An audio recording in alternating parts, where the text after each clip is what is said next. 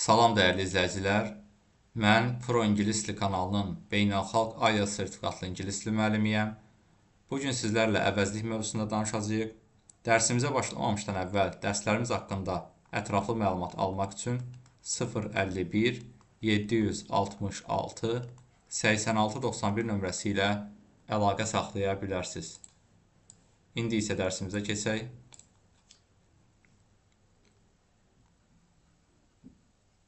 Əvəzlik, pronoun. Testlərdə bizə pronoun kimi qarşımıza çıxacaq. Əvəzlik mənasına, morfoloji xüsusiyyətlərinə və sintaktik funksiyalarına görə əvəzliklər müxtəlif qruplara bölünürlər. Biz birinci personal pronouns, şəxs əvəzliklərindən danışacağıq.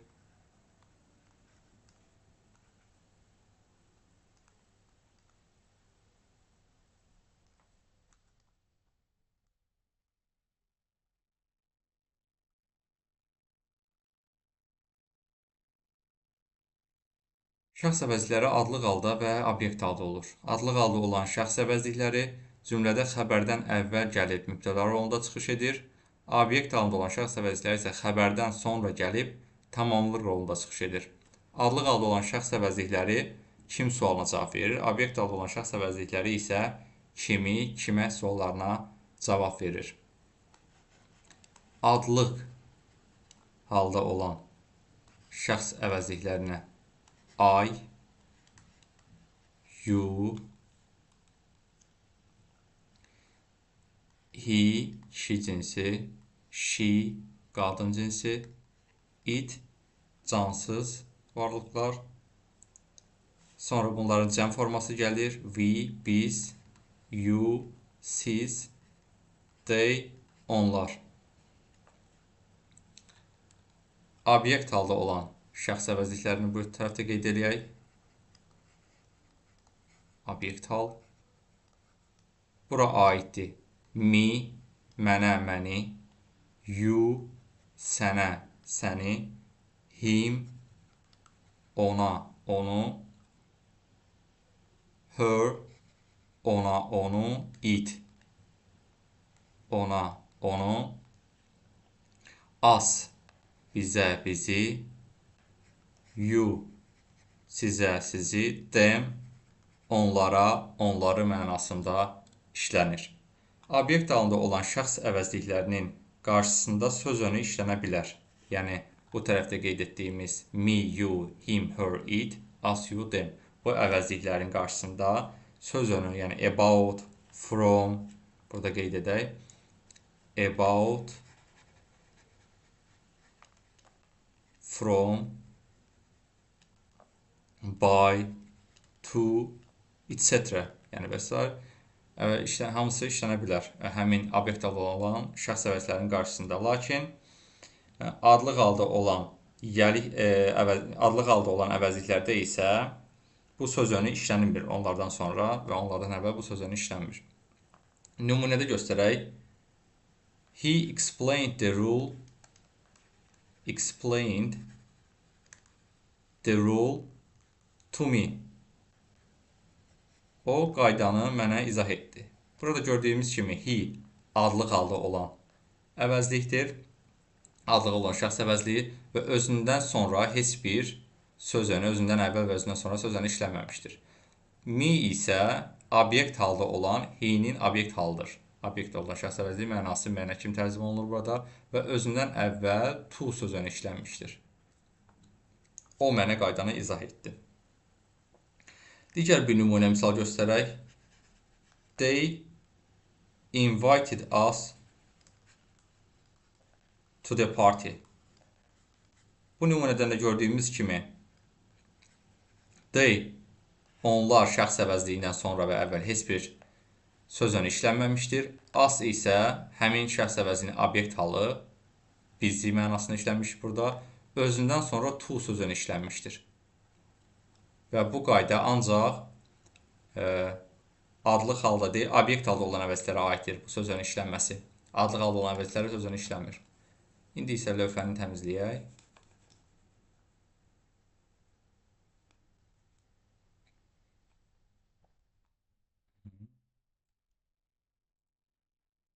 Bəli, ikinci yiyəli əvəzliyi olacaq bizdə possessive pronouns, yiyəli əvəzlikləri.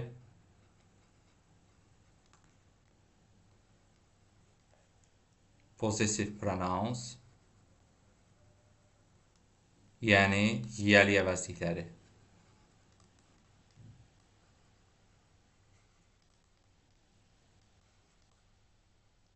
Yiyəli əvəzlikləri kimin sualına cavab verir və isimlə və isimsiz işlənən formaları vardır.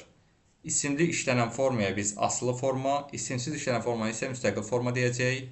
Asılı formanı bu tərəfdə, müstəqil formanı isə digər tərəfdə qeyd edəcəyik. Asılı formanı plus isim kimi qeyd edək, yəni isimlə işlənir. Müstəqil formanı isə müstəqil plus isim, yəni isimsiz belə deyək. Yəni isimsiz işlənir.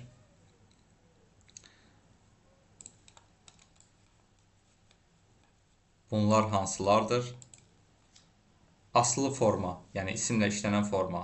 My, mənim, your, sənin, his, onun kişi cinsi, her, onun qadın cinsi, its, onun cansız varlıqlar və bunların cəmi our, bizim, your, sizin, them, their, onların.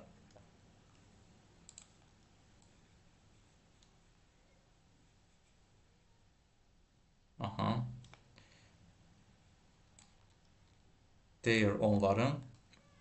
Və bunun müstəqil forması da vardır. Müstəqil formada qeyd olunur mine, mənimki, yours, səninki, his, onunki, kişi cinsi, her, onunki, qadın cinsi, its, onunki, cansız varlıqlar, ours, bizimki, cəm forması, yours, sizinki və theirs, onlarınki. Bu formalar isimsiz, yəni müstəqil işlənir. Lakin asılı forma isə müstəqil asılı formadır və onlar həmişə özündən sonra isim tələb edir. Gəlin bunlara nümunə göstərək. Asılı forma isə özündən sonra isim tələb edərək həmişə cümlədə təyin rolunda çıxış edir. Məsəl üçün, please give me your glasses. Give me your glasses. Buradan gördüyümüz kimi your asılı formada olan yiyəli əvəzliyidir və özündən sonra burada glass ismi gəlmişdir. Yəni özündən sonra həmişə isim tələb edir. Digər bir nümunə. Our flat is very expensive. Bizim mənzil çox bahalıdır. Göründüyü kimi burada da our, bizim yiyəli əvəzliyindən sonra, asılı formada işlənən yiyəli əvəzliyindən sonra flat isim gəlmişdir. Yəni bu isimlər özündən sonra mütləq isim tələb edir və cümlədə təyin rolunda çıxış edir. İndi isə lövhəmizi təmizləyək.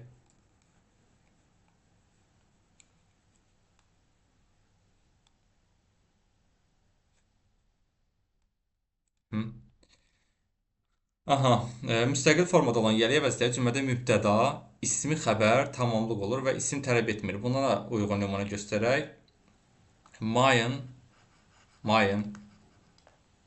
is very cheap. Mine burada əslində my olsaydı, yəni aslı formada olan yiyəli əvəzliyi olsaydı, my plus mütləq isim olmalı idi. Yəni my car. Mine-dan sonra burada elə bir car ismi gizlidir.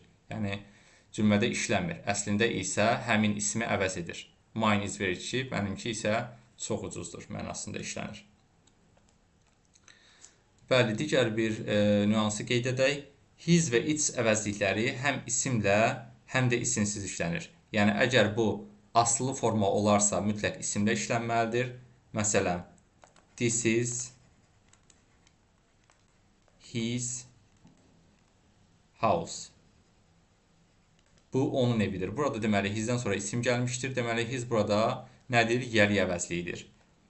Yox, əgər bu olsaydı, this is his, burada avtomatik olaraq his nədir? Yəli əvəzliyin aslı olmayan, yəni müstəqil işlənən formasıdır. Yuxarıda qeyd etdiyimiz kimi müstəqil formasıdır. Yəni bu onunkudur mənasında. Yuxarıda onun, aşağıda onunkudur mənasında. Yəni bunları biz fərqləndirməliyik. It əvəzliyini qeyd edək. Lövhəmizi təmizləyək.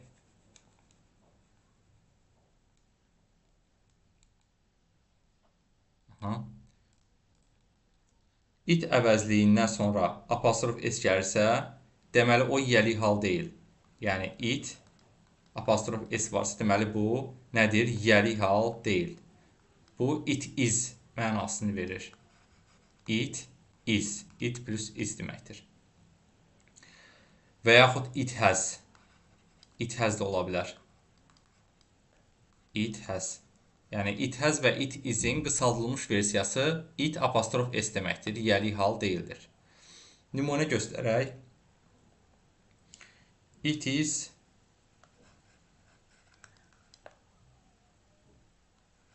let's say, deməli belə deyək, leg is broken. Burada apostrof s'siz its olmalıdır. Its leg is broken. Bu artıq apostrofsuz nümunə göstərək. Onun ayağı qırılıb. Burada its yəli haldır. Lakin digər bir nümunə göstərək. Məsələn, it is, its cansız varlıq kimi. Your umbrella. Umbrella. Bu sənin çətrindir. Burada isə it is mənasını verir burada apostrof. Yəni its yəli hal deyildir. Bunu fərqləndirmək lazımdır. Testlərdə düşür. Belə bir qayda kimi bunu ümumiləşdirsək, its yəli hal əvəzliyi plus n olmaz. n, z. Z də demək olar bura. Article. n, z olmaz. Çünki bu yəli haldır. Yəli haldan sonra birbaşa article işlənməz bir qayda olaraq. Yəni bunu biz fərqləndirməliyik. Its plus isim olur. Plus isim. İsim işlənir. Və ya plus təyin plus isim ola bilər. Plus təyin isim. Təyindən sonra isim gələ bilər. Hər ikisi doğrudur. Bəli, a friend of buna da misal göstərək. My əvəzlikləri, my-nı bu formada əvəz edə bilər. A friend of mine. Burada gördüyümüz kimi my-ın nədir? Müstəqil formada işlənən yəli əvəzliyidir. Lakin a friend of mine olmaz. Bu bərabərdir my friend. Yəni my friend'in asılı formada olan yəli əvəzliyinin, my-ın, müstəqil formada işlənən mine yəli əvəzliyinə çevrilmiş formasıdır. Yəni bu birləşməni bu formada eyni mənada qeyd etmək olar. İndi lövhəmizi təmizləyək.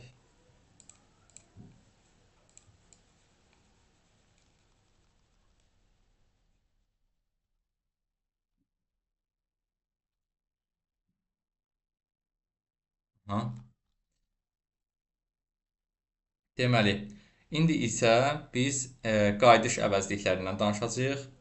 Relaxive pronouns kimi qeyd olunur.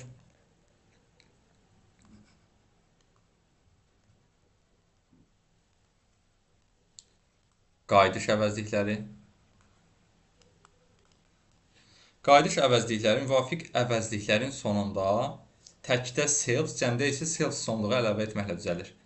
Məsəl üçün, biz onları bir-bir qeyd edək. Təkdə self, yəni myself, mənim özüm, yourself,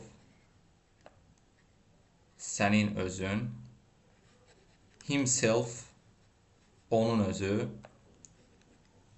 herself, onun özü, itself, onun özü, himself kişi cinsi, herself qadın, it cansız və ya əşyalar. Sonra gəlir ourselves, cəm formasını bu tərəfdən qeyd edək. Cəm formasını digər tərəfdən qeyd edək. Cəm formasında isə qeyd etdiyimiz kimi özündən sonra selves qəbul edəcək. Yəni ourselves bizim özümüz, yourselves sizin özünüz, themselves onların özləri. Bəli. Qayıdış əvəzlikləri bunlardır. İndi isə misal göstərək. They want to go there.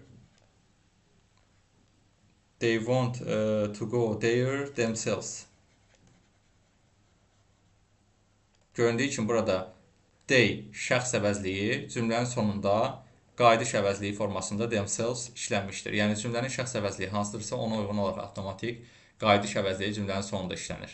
Burada they yox, he olsaydı cümlənin sonunda himself olardı. He wants to go there himself bu şəkildə olardı.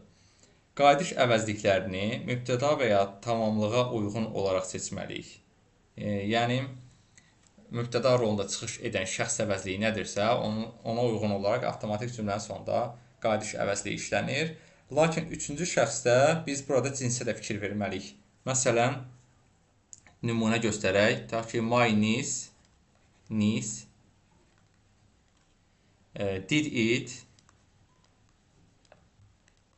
herself olmalıdır burada avtomatik. Niyə? Çünki niece bacı qızı qadın cinsidir. Burada biz himself işlətsək bu düzgün olmazdı. Herself işləməlidir avtomatik olaraq. Yəni mübtəda rolunda çıxış edən ismin cinsinə də fikir verməliyik.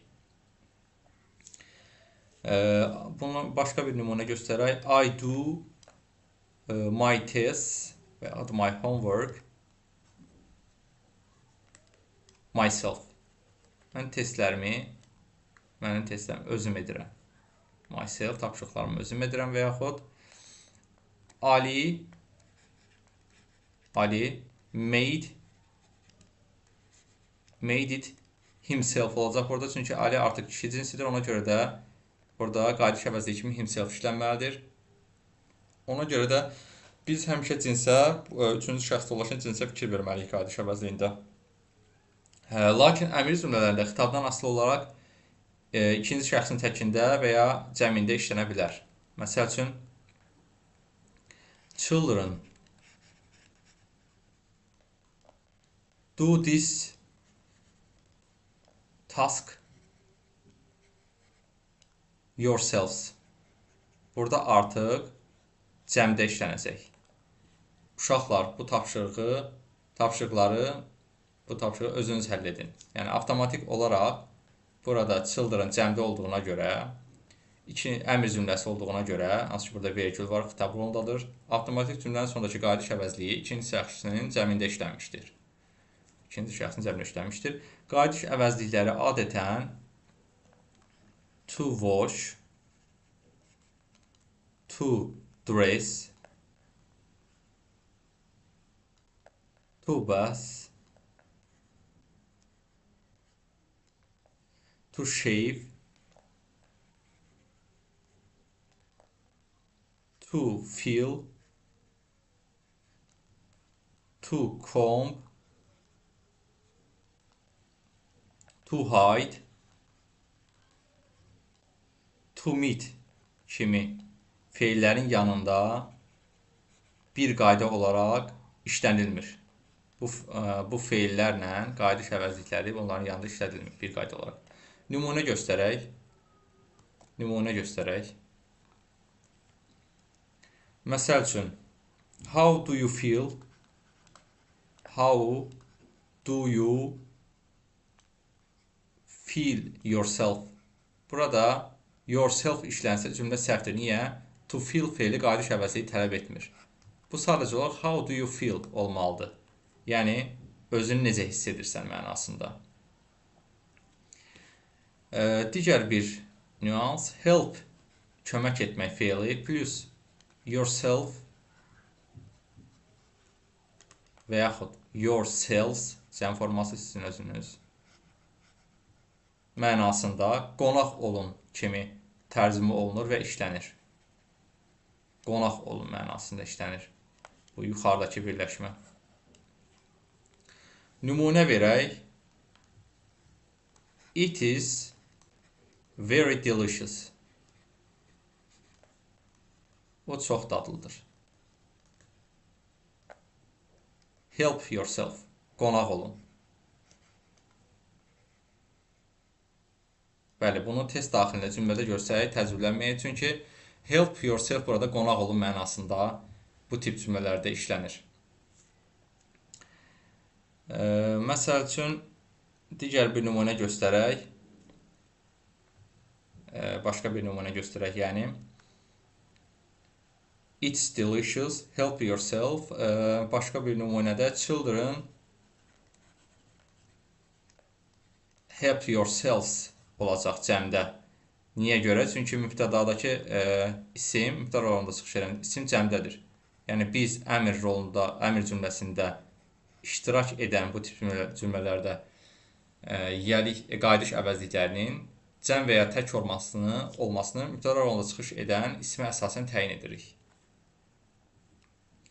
Bundan əlavə by plus oneself deyək. Bu, tək başına yalnız kimi tərcümə olunaraq cümlə daxilində işlənə bilər. Nümunə göstərək. Məsəl üçün, sual cümləsi verək. Does your aunt live by herself?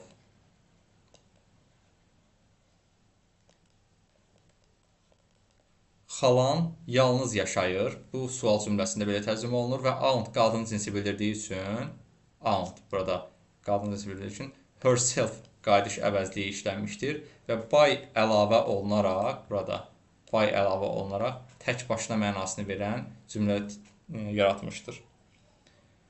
İndi isə qayıdış əvəzliklərindən danışaq. Qayıdış əvəzlikləri. Cümlənin səhifənin başlarından başlayaq. Yuxarıdan. Qayıdış əvəzlikləri.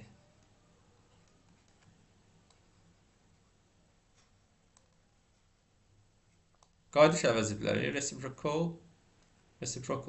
kimi yazılır ingiliscə. Reciprocal pronouns.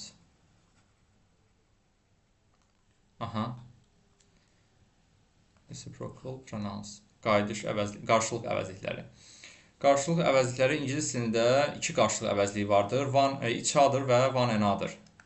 Birincisi each other. Bir-birinə, bir-birini kimi tərcümə olunan qarşılıq əvəzliyindən danışaq. Tərcüməsi bir-birini, bir-birinə. Yəni, hər iki mənada işlənir. Nümunə göstərək. Ayten and Ali helped each other in their lesson. Əli və Aytən bir-birinə dərslərində kömək etdilər. Burada göründüyü kimi each other bir-birinə kimi tərcümə olur. One another. Buna da qeyd edək. İkinci qarşılıq əvəzliyidir. One another reciprocal pronoun. One another. Bir-birlərinə, bir-birlərini kimi tərcümə olunur. Bir-birlərinə, bir-birlərini. Bəli, bu qarşılıq əvəzliyi ikidən daha çox əşya və şəxs arasında olan münasibətləri bildirmək üçün işlədilir. We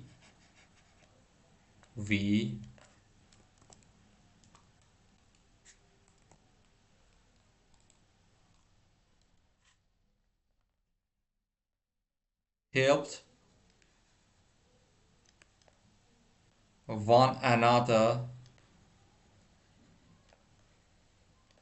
in our project. Yəni, bizim layihəmizdə bir-birimizə kömək etdik. Avtomatik burada we neçə nəfəri göstərir? 2 və daha artıq şəxsi ifadə edir. Biz cəmdədir. Bu zaman each other yox, one another qarşılıq əvəzliyindən istifadə edirik. Daha çox şəxsi bildirdikdə 2-dən daha çox şəxsi. Yəni 2 olarsa each other, 2-dən çox olanda avtomatik one another işlənir. Qarşılıq əvəzliklərinin 2 hal forması vardır. Yəni adlı hal və yiyəli hal. Adlı hal. Adlı halda işlənərsə each other, one another formasında işlənir. Each other və one another formasında işlənir. Yiyəli halda isə avtomatik olaraq özündən sonra apostrof yiyəli yaş içisi qəbul edir. Each others, one another's. Bir-birinin, bir-birlərinin kimi tərcümə olunur. Lövhəmizi təmizləyək və nümunə göstərək həmin formalara, adlıq və yiyəlik formalara. Adlıq halda, yiyəlik halda daha doğrusu nümunə göstərək. They looked into each other's eyes. Onlar bir-birinin gözlərinə baxdılar. Burada each other apostrof s qəbul edərək yiyəli halda işlənən qarşılıq əvəzliyidir və özündən sonra isim gəlmişdir və yiyəli halda olan qarşılıq əvəzlikləri özündən sonra mütləq isim tələb edir. Adlıq halda olanlar isə müstəqil işlənir. Cümlənin tamamlığı rolunda çıxış edir. Amma burada isə cümlənin təyini rolunda çıxış edir. Yəni bunu da yadımıza saxlayaq ki, digər hallar isə yoxdur. Yəni each other və one another-dan yalnız adlıq və yiyəlik hallar mövcuddur. Digər hallar mövcud deyildir. Digər hallar deyilsə nəyi nəzərdə tuturuq? Yəni each others cəmlənmir və yaxud one another isə eyni qaydada. Each others harda görsək səhvdir. Eyni ilə one another isə eyni qaydada. Onlar birbaşa olaraq s cəm şəkilsi qəbul etmirlər. Ancaq apostrof s yiyəlik hal və adlıq halda işlənirlər. İndi isə keçək yeni əvəzlik növünə. Demonstrative pronouns, işarə əvəzlikləri. Bunu demonstrative kimi qeyd etməyəcəm, çünki onu biz ancaq işarə əvəzliyi kimi görəcəyik. İşarə əvəzliyi. İşarə əvəzlikləri bildiyimiz kimi this, that, these cəm forması, these, those, that'in cəmi, the same, eyni mənasında və such, belə mənasında tərcümə olunan işarə əvəzliklərdir. İşarə əvəzlikləri isimə aid olur və onlardan sonra çox vaxtı isim gəlir. This, this'in cəmidir, those da that'in cəm formasıdır. İndi isə bunlara nümunə göstərək. Məsəl üçün, these books are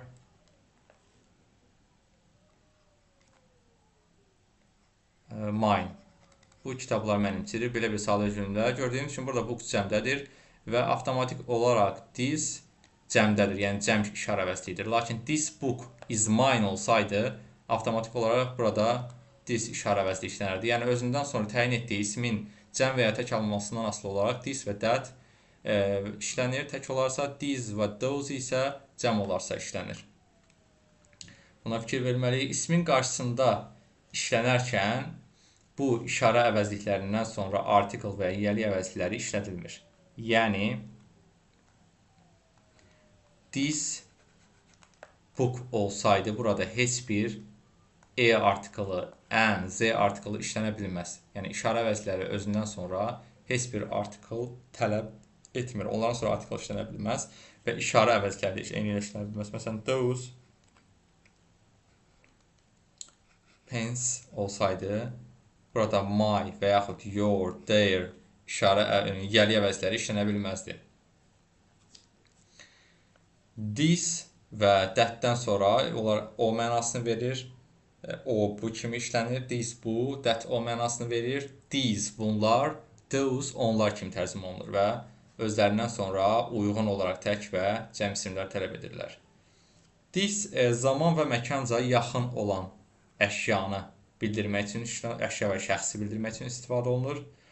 That isə, yuxarıda qeyd etdiyimiz bu that isə o, zaman və ya məkanca uzaq olan əşyanı bildirmək üçün istifadə olunur. Əgər cümlədə over there varsa, yəni orada mənasını verən ifadə, burada qeyd edək, over there varsa, bu orada mənasını verir və zaman və məkanca uzaq olan əşyanı bildirmək üçün istifadə olunur. Bu zaman that və ya those işarə əvəzli istifadə edəcək. Çünki bunlar zaman və ya məkanca uzaq olan əşyanı bildirmək, göstərmək üçün istifadə olunur. Əgər over there varsa, avtomatik olaraq bunlar that və those işarə əvəzlərini tələb edir. Məsələn, that house, ev, oradakı over there is ours.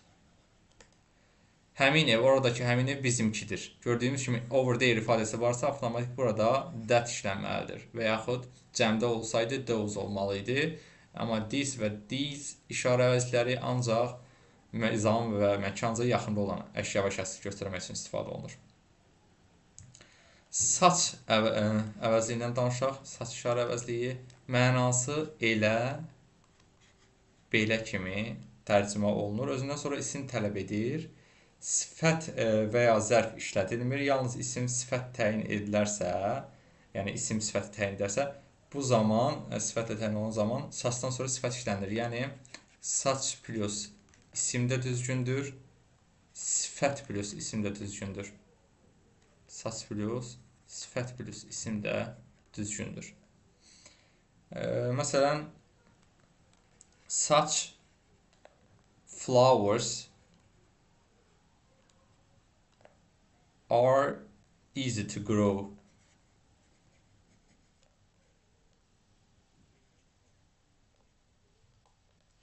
Belə gülləri becərmək asandır. Bu cümlədə gördüyümüz kimi saçdan sonra cəm isim işlənmişdir. Flowers. Mesela başqa bir nümunəyə baxaq. Onunla bağlı. Such interesting articles. Interesting articles. Gördüyümüz kimi burada saçdan sonra sifət gəlmişdir. Interesting. Və bu sifət ismi təyin edir. Articles ismini, saç sifət plus isim də işlənmişdir. Bəli, saçdan sonra article ismə uyğun olaraq işlədilə bilər. Yəni, əgər isim sayıla bilən təkdirsə, bu zaman özündən əvvəl en artiklı işlənə bilər. Yəni, saç plus en plus sifət plus isim işlənə bilər. Əgər sayıla bilən isimdirsə. Yox, sayılmayan isimdirsə, saç plus sifət plus isim də ola bilər, saç plus cəm isim də ola bilər, sifət plus cəm isim də ola bilər. Amma cəm isimlə article işlədilmir, sayılmayan və ya cəm isimlə saçdan sonra article işlədilmir. Məsələn, deyək, such cold water. Belə soyuq su mənasını tərcümə olunur və burada heç bir article, özündən əvvəl z article falan gələ bilməz. Saçdan sonra gələn isim və ya sifətdən əvvəl z article işlənmir. Amma sayılan olarsa, sayılan tək isim en article işlənə bilər. İndi isə same əvəzliyindən danışaq. Same işarə əvəzliyindən. Mənası eyni deməkdir və həmişə bu əvəzlik özündən əvvəl z müəyyənlik artiklını tələb edir və birlikdə işlənir. The same. Məsəl üçün, nümunə göstərək. They studied at the same school. Onlar eyni məktəbdə təhsil alıblar, oxuyublar. Mənasına tərcümə olunur. Və gördüyümüz kimi the same deyirdə Z mənli artiklı işlənir və eyni mənasında işlənir. Başqa bir nümunə deyə bilərik. My car is the same color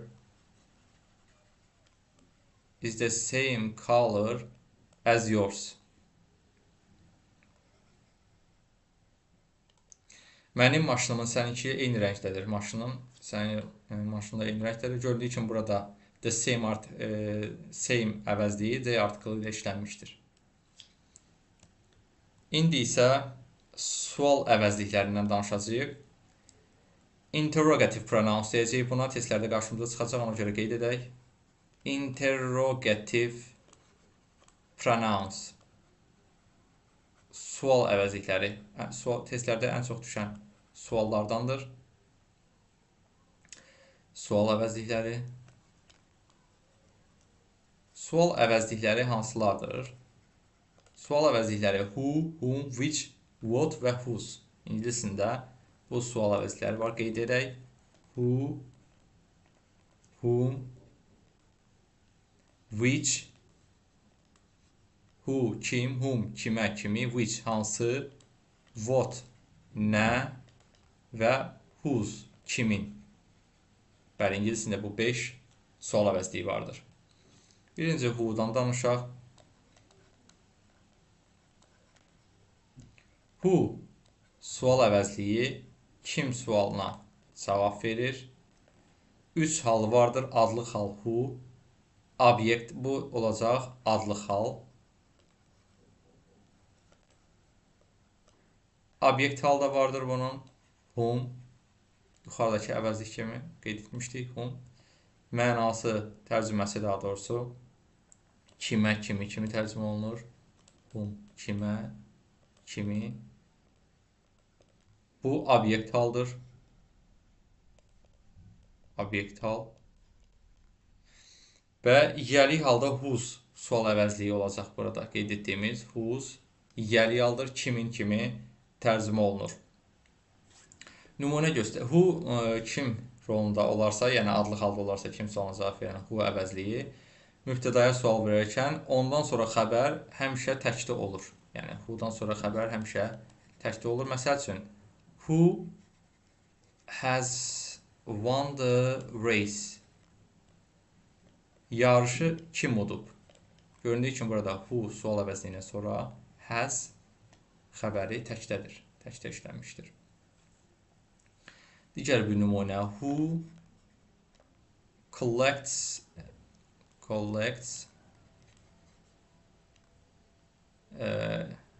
the paper. Burada göründüyü kimi who sual əvəzliyindən sonra collects xəbəri təkdə işlənmişdir. Whom kimə, kimi əvəzliyindən tamamlığa sual verərkən istifadə olunur. Who əvəzliyi.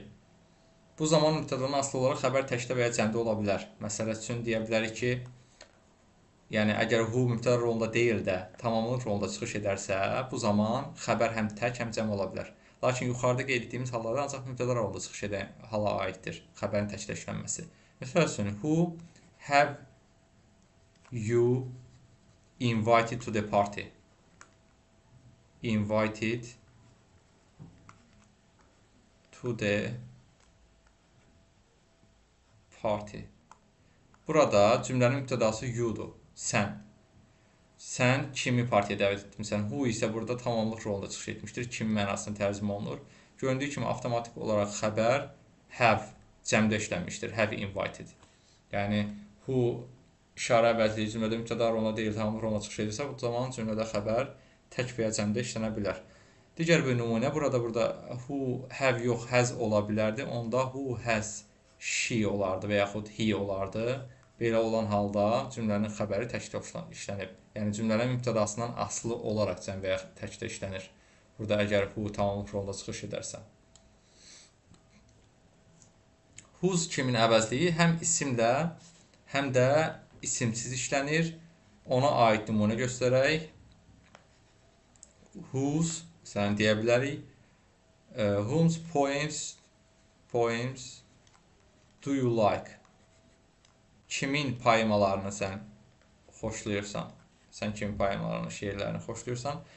Burada göründüyü kimi whose özündən sonra poem ismini qəbul etmişdir. Özündən sonra poem ismi işlənmişdir. Yəni whosedan sonra mütləq isim gəlməlidir. Yox, whosedan sonra həm də isim düşə də bilər. Aid olduğu isim düşə də bilər. Məsələn, amma həmin isim cümlə daxilində bildirilməlidir. Məsəl üçün, whose is that car desək, burada bu maşın, o maşın kimindir? Kimi tərcümə olunur. Yəni, o maşın, artıq burada biz isim vermişik. Whose car 2 dəfə işləmir. Burada car düşür və whose is that car kimi işlənir. Whose kimi kimə əvəzləyir? Tamamlıq, yəni tamamlığa sual verərkən də işlənə bilər. Məsələn, to, onda to söz önü ilə işlənməlidir. To whose, whom, to whom, daha doğrusu whom əvəzləyən söhbət gedir. Whom əvəzliyə özündən to ilə də işlənə bilər. To whom did you speak? Did you speak? Burada gördüyümüz kimi whom əvəzliyi, sual əvəzliyi özündən əvvəl to söz önü qəbul edərək kimə tərcümə olunmuşdur. Yəni, sən kimə danışdın mənasını tərcümə olunur və özündən əvvəl to söz önü işlənir. Tamamlığa sual verərkən, yəni whom əvəzindən əvvəl işlənir. Sual verərkən söz önü whomdan əvvəl gəlir. Amma who əvəzliyi ilə cümlənin sonunda işlənir. Məsəl üçün, deyə bilərik. Who, yəni buranı təmizləyək.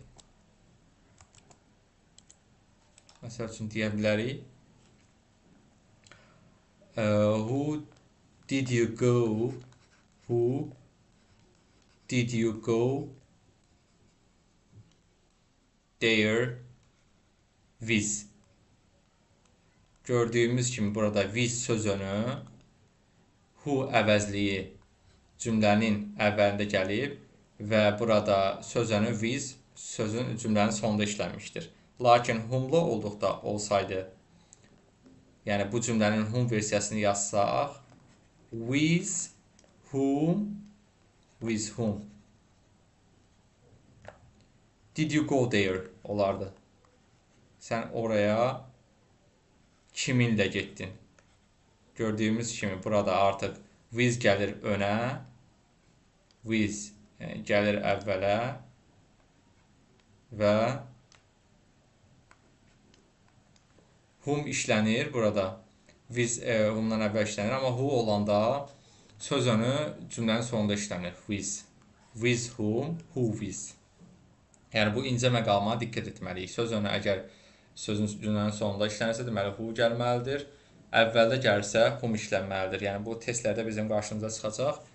İndi isə digər sual əvəzliyinə baxaq. İkinci what. What sual əvəzliyi nə, nəçi, hansı, nə, nəçi, hansı. Suallar necə, suallarından birinə cavab verir və müxtəlif cümlə üzvlərini sual vermək üçün işlədilir və mübtəda olarsa xəbər təkdə işlənir avtomatik olaraq. Məsələn, deyə bilər ki, what is important? What is important? Göründüyü kimi burada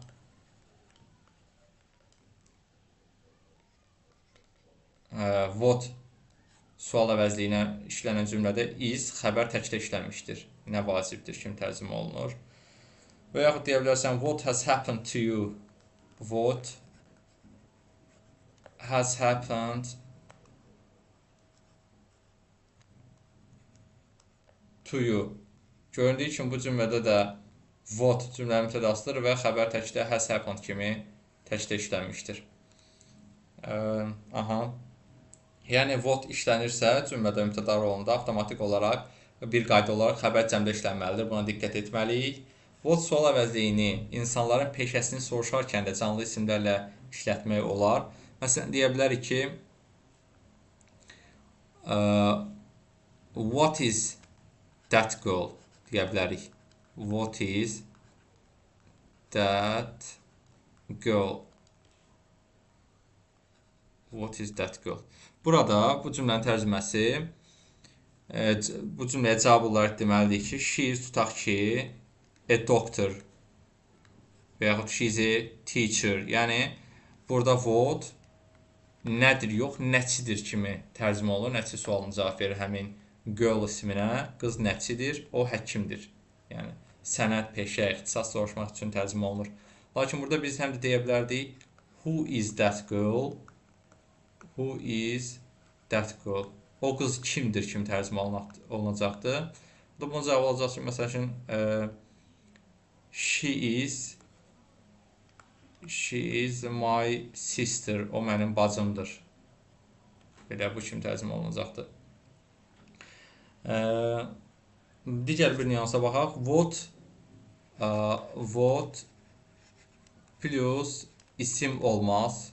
Cümlə daxilində bir qayda olaraq what plus isim olmaz. Bu zaman o hansı kimi tərcümə edilir? Yəni əslində what plus isim olar da, prosta what plus isim olarsa, bu zaman o hansı mənasını tərcümə olunur? What tutaq ki, language do you know? What language do you know və yaxud hansı dilləri bilirsən? Nümunə kimi deyək ki, what language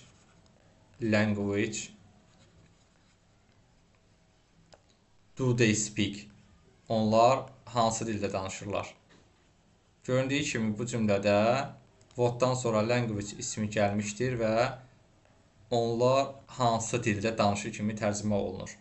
Və yaxud deyə bilərik what sea is the biggest? Ən böyük hansı dənizdir? Və bu cümlədən gördüyü kimi sea dənizdən əvvəl what hansı mənasında tələffüz olunur, tərcümə olunur və sea ismini təyin edir. Ən böyük hansı dənizdir kimi tərcümə olunur.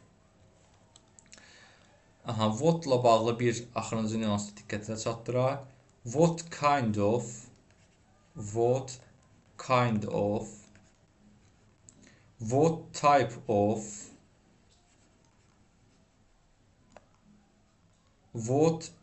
sort of da demək olar. What sort of what kind of type of və what sort of isim plus isim olmalıdır bunlardan sonra mütləq və necə, nə cür. Necə cür suallarına cavab verir. Məsəl üçün deyə bilər what kind of car do you like? What sort of və yaxud car do you like? Do you like most? Sən ən çox hansı növ maşınları xoşlayırsan? Belə tərcümə olunur, yəni.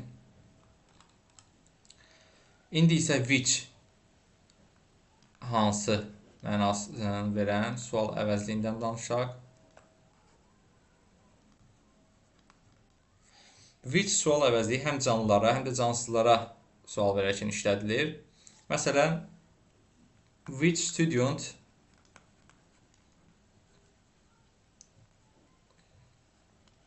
in your group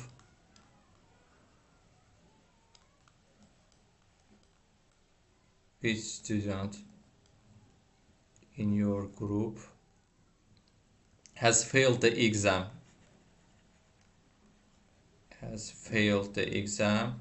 Sənin qrupunda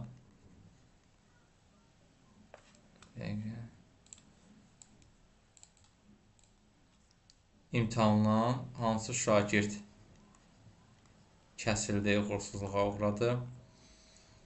Belə tərcümə olunur. Sizin qrupda hansı tələbə imtahandan kəsildi və yaxud fail etdi, yəni uğursuzluğa uğradı. Which əvəzliyindən hər hansı bir seçim etmək lazım gəldikdə istifadə olunur və sual əvəzliklərindən yalnız which-dən sonra of sözünü işlənə bilər. Bunu biz bir qaydalıq yadda saxlamalıyıq ki, yalnız və yalnız sual əvəzliklərindən which-dən sonra of sözünü işlənir. Yəni of varsa sual əvəzliyi kimi which olmalıdır. Which of, what of, who of, whom of olmaz. Yalnız which plus of sözünü ilə işlənə bilir. Which of the bags deyə bilərik ki, do you prefer?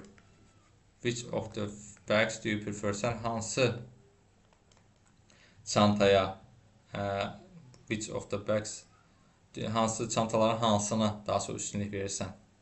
Which of the bags, which of two bags də demək olar bu Z-nin yerinə versə which of iki çantadan hansına daha sonra üstünlük verirsən mənasında işlənə bilər, yəni oflu sözü ilə. Which of you will go with me demək olar. Mənimlə hansınız gedəcəksiniz? Yəni ofdan sonra əgər of varsa sual əvəzi kimi which işlənməlidir. İndi isə nisbi əvəzliklərdən danışaq. Relative pronouns, nisbi əvəzliklər,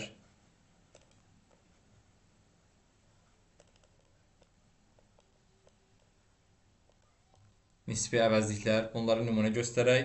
Nisbi əvəzliklər təyin budaq cümlələrində mübtəda yaxud tamamlıq kimi işlənirlər və bu halda baş cümlədə mütləq təyin olunan söz olur və həmin nisbi əvəzlik ona aid olur. Yəni birinci nisbi əvəzlikləri qeyd edək. Who,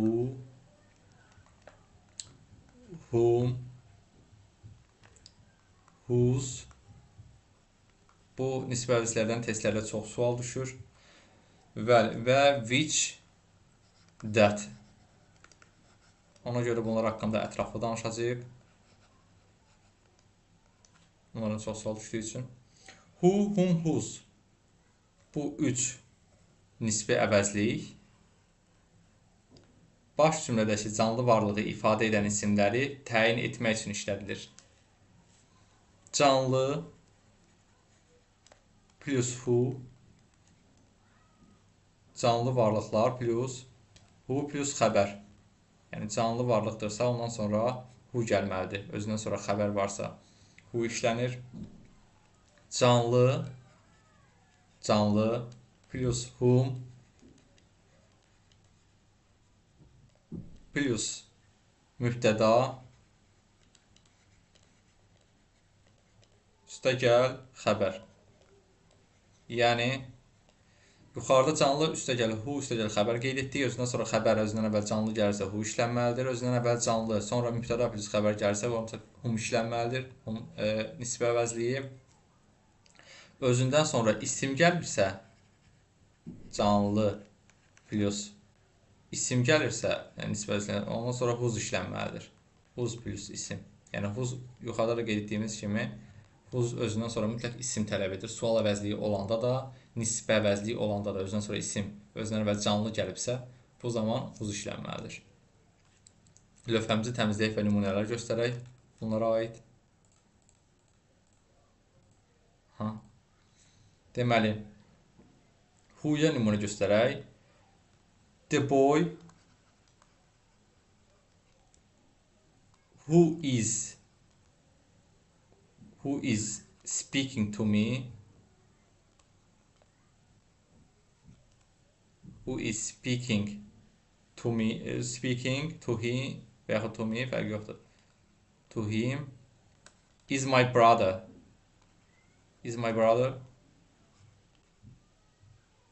Aha.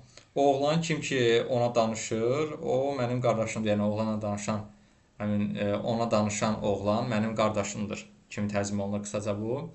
Gördüyümüz kimi who-dan əvvəl canlı varlıq boy və özündən sonra is speaking xəbər gəlmişdir. Yəni özündən sonra xəbər özündən əvvəl canlı gəlibsə who işlənməlidir. Digər bir nümunə.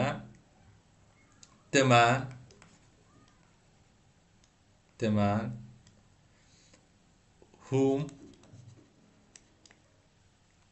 whom I told you is a doctor.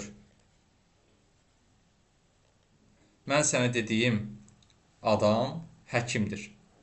Göründüyü kimi whomdan sonra gəlmişdir I, mübtəda, xəbər, told. Yəni isim deyək. I, isim və ya canlı varlıq. Mən, I, told, xəbər gəlmişdir. Mübtəda, xəbər, özündən əvvəl canlı varlıq mən gəlmişdir. Belə olan halda mən whom işlənir. Özündən əvvəl birbaşa xəbər gələrsə və özündən əvvəl canlı varlıq, onda who işlənir. Və üçüncü nümunə göstərək. Məsələn, deyək ki, it is my friend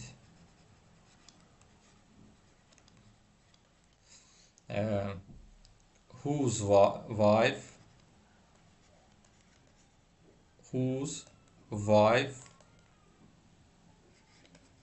worked there.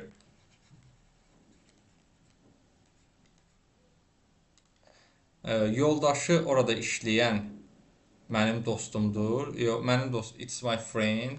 Yoldaşı orada işləyir. O mənim dostumdur. Kim ki, yoldaşı orada işləyir. Kimin ki yoldaşı. Göründüyü kimi whose nisbə əvəzliyindən sonra isim gəlmişdir. Yəni özündən əvvəl isim varsa, avtomatik whose nisbə əvəzliyi olmalıdır. Yox, özündən sonra xəbər varsa, özündən əvvəl canlı varlıq gəlsə who olmalıdır. Özündən əvvəl canlı varlıq, özündən sonra isə xəbər plus, mübtəda plus xəbər varsa, hər ikisi, bu zaman whom işlənməlidir. Yəni bunların fərqi buradadır. Əgər baş cümlədəki söz əşyanın yaxud heyvanın adını bildirirsə, təyin budaq cümləsində which və ya that nisbi əvəzli işlənir. Who, whom, whose ancaq canlılarla işlənir. Which və that isə əşya və yaxud heyvana aid olarsa işlənir. Məsəl üçün, where is the new material? Where is the new material which you have written? Which you have written. Aha, gördüyümüz kimi burada söhbət materialdan gedir. Yazılan material, yəni cümlədə cansız varlıqdan söhbət gedir. Bu zaman avtomatik olaraq həmin materialdan sonra gələn nisbi əvəzlik, isimdən sonra gələn nisbi əvəzlik which olmalıdır. Çünki cansız varlıqdan söhbət gedir. Burada that da ola bilərdi. Material that you have written. Yəni hər ikisinin işlənməsi düzgündür. That əvəzliyi həm canlı, həm də cansız isimlərin təyini kimi işlədilir. Məsəl üçün nümunə göstərək. This is the best film. This is the best game, the best film I have ever seen. I have ever seen. Bu mənim gördüyüm ən yaxşı filmdir. Göründüyü kimi burada film cansız varlığından sonra the best film burada olmalıdır. That I have ever seen nisbə əvəzliyi işlənməlidir. That bəzən canlı varlıqlara təyin edir və who nisbi əvəzliyini əvəz edir. Məsəl üçün deyə bilərik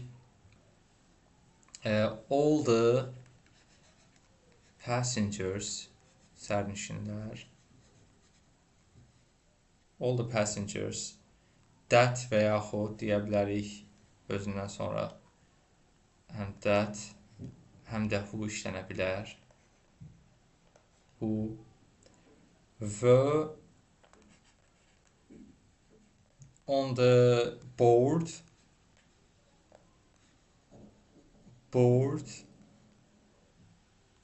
of the ship.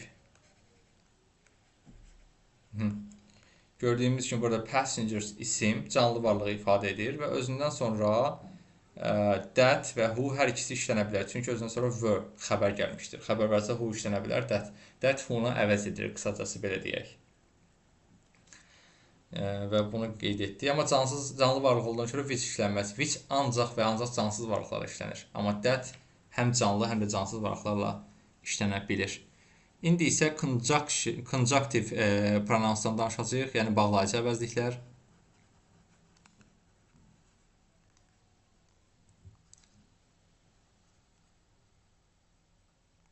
Conjunctive pronouns aiddir, bağlayıcı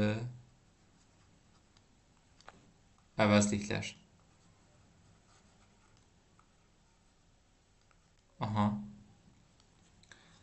Bağlayıcı əvəzliklər.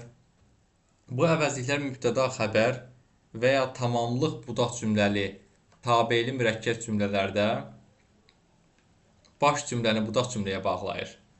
Yəni, bu əvəzliklər, bunun əvəzliklərin özlərini göstərək. Əvvəli who, whom, whose, which, what, və that. Bu bağlayıcı əvəzliklərdir. Bağlayıcı əvəzliklərə nümunə göstərək. What he said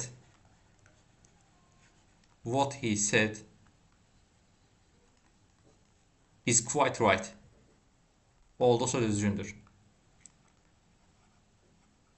Onun dediyi olduqca düzgündür. Burada da mübtəda avdat cümləsidir.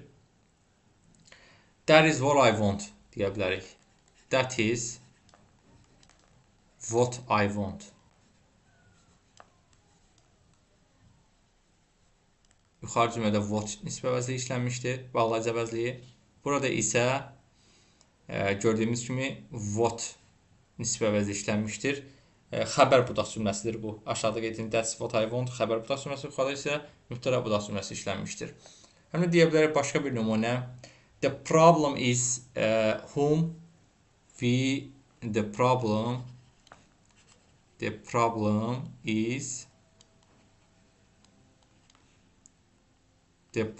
is whom we must consult. We must consult. Deməli, burada gördüyümüz kimi whom bağlayıcı əvəzi işlənmişdir və tamamlıq budaq cümləsidir. İndi isə təyini əvəzliklərdən danışaq. Təyini əvəzliklər defining pronouns kimi qeyd olunur. Defining pronouns.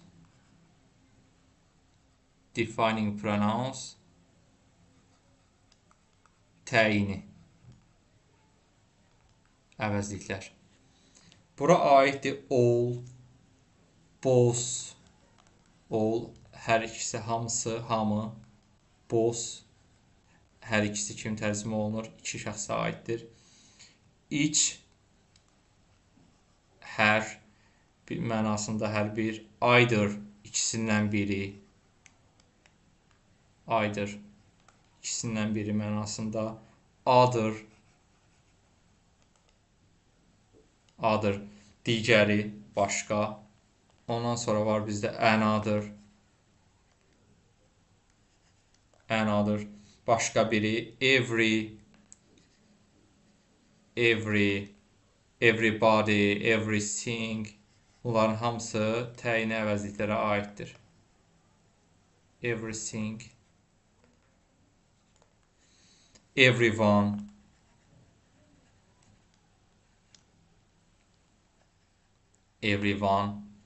hər bir kəs mənasında tərcümə olunur. Bunların hamısı nədir? Defining pronouns, yəni təyini əvəzliklərə aiddir.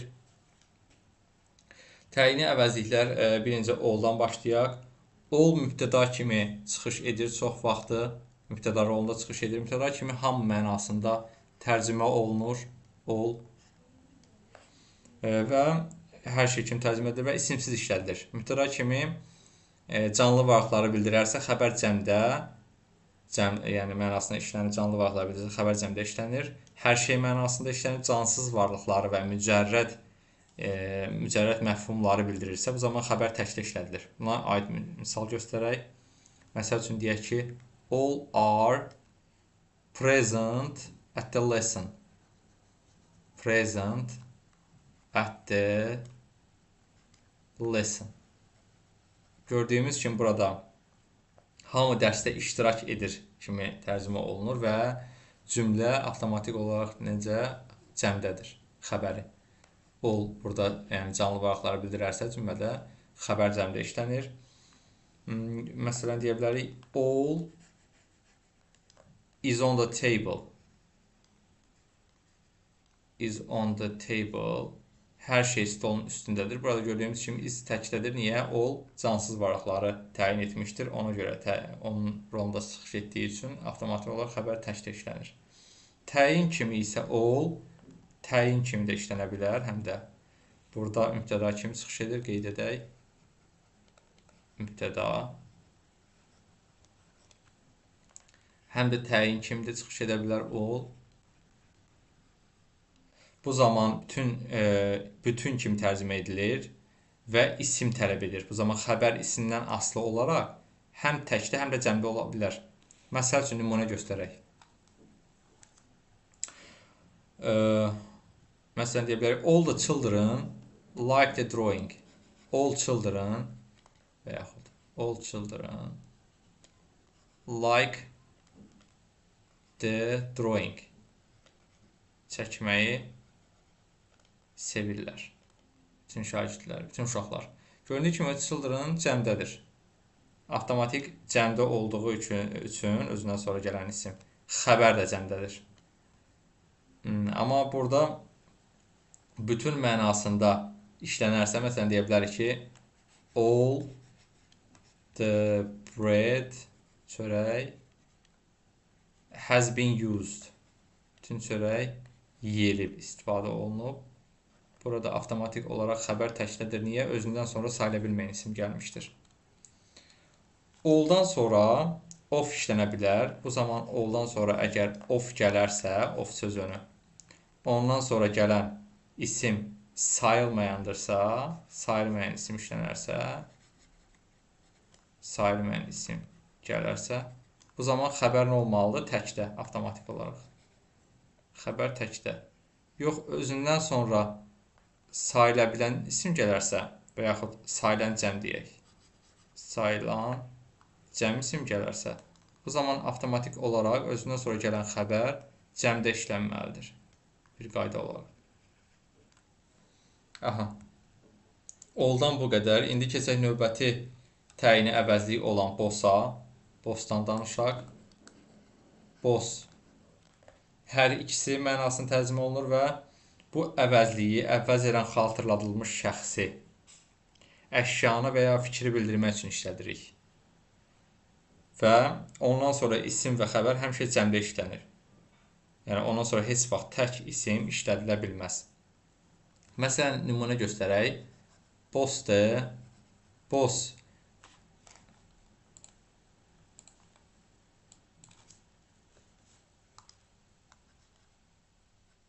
Boss.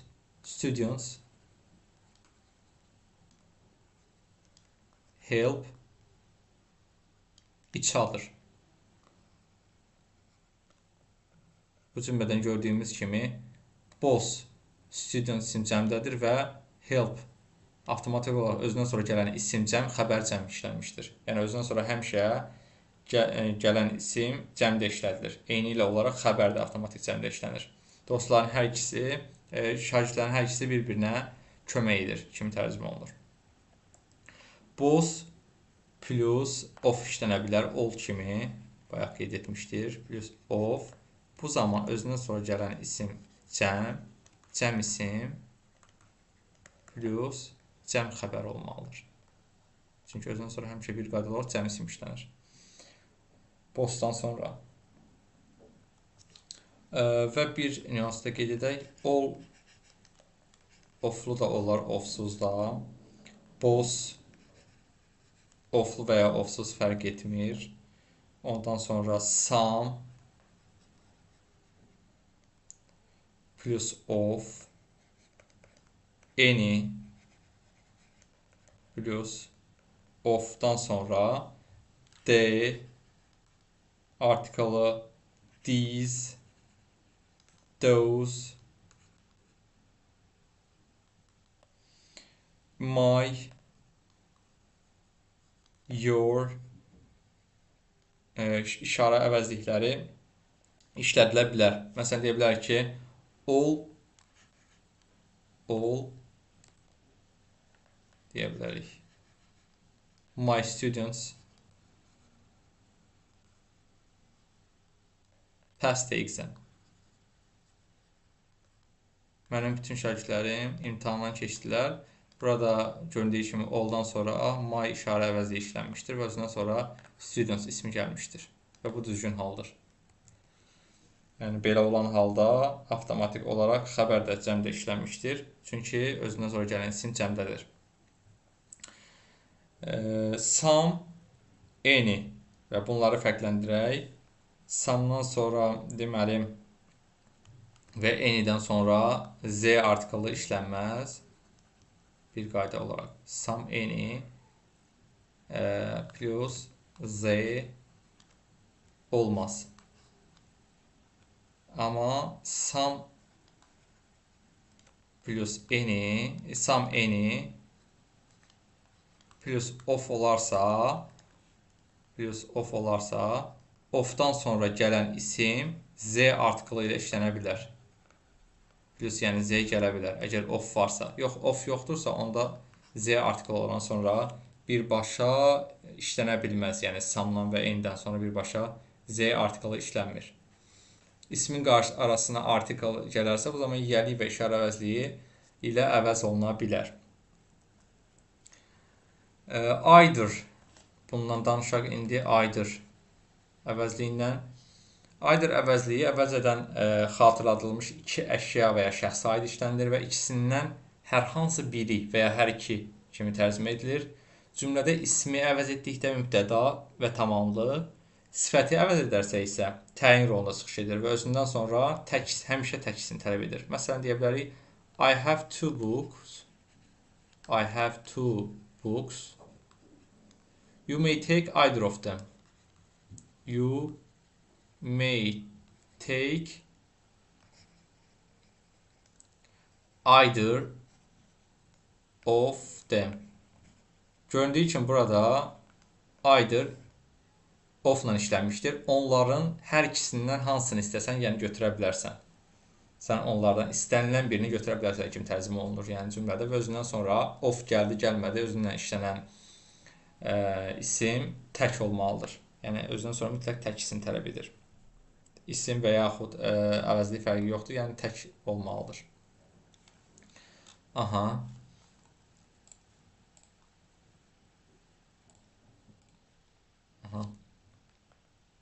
Məsələn, başqa bir nümunə deyə bilərik. There are trees on either side deyə bilərsən. Hər iki tərəfdə ağaclar var. Burada göründüyü kimi either side. Side təkdədir. Yəni either'dan sonra qeyd edək burada. Either'dan sonra plus nə olmalıdır? Həmişə tək isim olmalıdır. Either plus tək isim. Yaxud deyə bilərik either plus of plus cəm isim ola bilər. Fərqi yoxdur. Cəm isim gəldi, tək isim gəldi. Özündən sonra həmişə tək xəbər gəlməlidir. Yəni cümlədə either işlənibsə, ona aid olduğu xəbər həmişə nə olmalıdır? Təkdə olmalıdır. Fərqi yoxdur özündən sonra gələn isimdən asılı olmayaraq, özündən sonra həmişə əgər oflu birləşmədirsə, ondan sonra cəm isim gələcək, yəni uyğun olaraq. Çünki oflu birləşmədə sən müqayisə edirsən onlardan biri. Amma either özü ofsuz işlənərsə, tək isim gəlməlidir.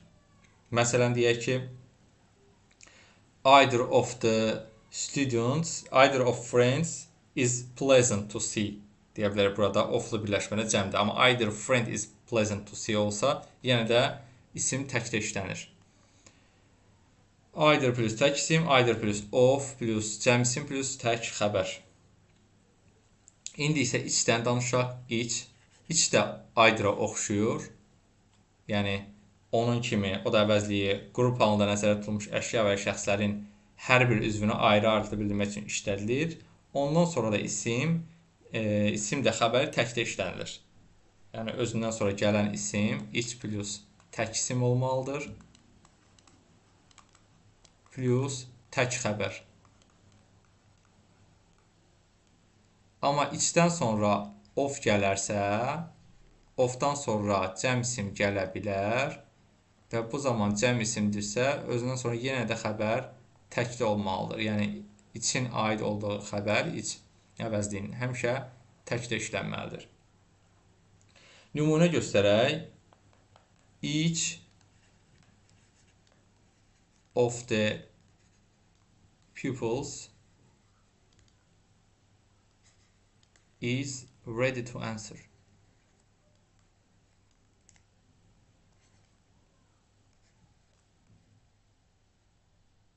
Aha, göründüyü kimi burada için aid olduğu oflu birləşmədəki isim cəmdədir, lakin xəbər yenə də təkdədir. Eyni ilə either-da olduğu kimi.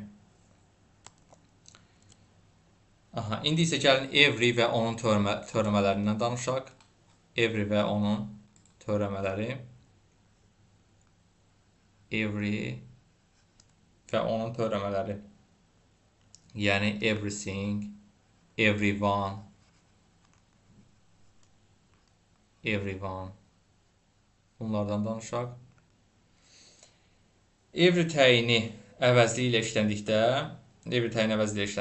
isim artiklesız işlənir.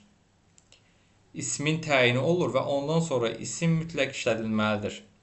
Və everydən sonra bayaq qeyd etdiyimiz kimi tək isim gəlməlidir. Yəni every, məsələn deyək nümunə göstərə bilərik. Every people must come to school in time. Hər bir tələbə məktəbə vaxtında gəlməlidir. Every pupil. Every pupil. Yəni, göründüyü kimi burada everydən sonra gələn isim təkdədir. Every plus each olmaz. Məsələn, either və every plus of olmaz. Each plus of olardı. Either plus of olardı. Plus of olardı. Amma every və onun törəmələrindən sonra of bir qayda olaraq işlənmir. Every plus isim plus of isə olar. Yəni every üstəgəl isim üstəgəl of bu birləşmə şəklində belə işlənə bilər. Lakin özündən sonra birbaşa of işlənmir. Həmçinin every-nin törəmələri olan everything, everybody, yuxarıda qeyd etmişik, everyone. Bunlardan sonra everyone. Heç birindən sonra of plus isim, what, cəm xəbər olmaz. Everything, everybody, everyone plus tək xəbər olmalıdır. Onlardan sonra həmişə, yəni every'nin törəmələri everything, everyone, everybody üstə gəlinsin tək xəbər. Yəni bu cümlədə işlənərsə onlar mübtədalar olanda xəbər həmişə nə olmalıdır? Təkdə olmalıdır. Məsələn deyə bilərik ki everything is very beautiful to me. Mənə hər şey gözəldir. Desək, beautiful to me. Burada avtomatik olaraq everything olan, every'nin törəməsi olan əvəzi is xəbəri ilə təkrar işləmişdir izlə. İndi isə danışaq others, other, another. Digər. Yəni aslında digər, digərləri, others və another, digər. Bu əvəzlikdən deməli, other başqa əvəzliyindən sonra adətən cəm isim və ya sayılmayan isim işlədilir. Məsələn, deyə bilərik, other coffee deyə bilərik, digər coffee. Yəni, burada gördüyümüz kimi sayılmayan isimdir. Və yaxud deyə bilərik, other countries. Other countries olarsa, avtomatik olaraq özündən sonra gələn isim sayıla biləndirsə, cəmlənməlidir. Yəni, cəmdə işlənir bir qayda olaraq other'dan sonra. Yəni, other plus cəm isim. Cəm isim və yaxud sayılmayan isim. Sayılmayan isim. Lövhəmizi təmizləyək.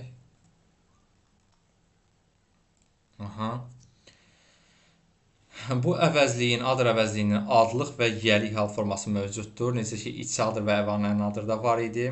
Yəni, other və others adlıq haldır. Other, others. Bunlar adlıq haldır.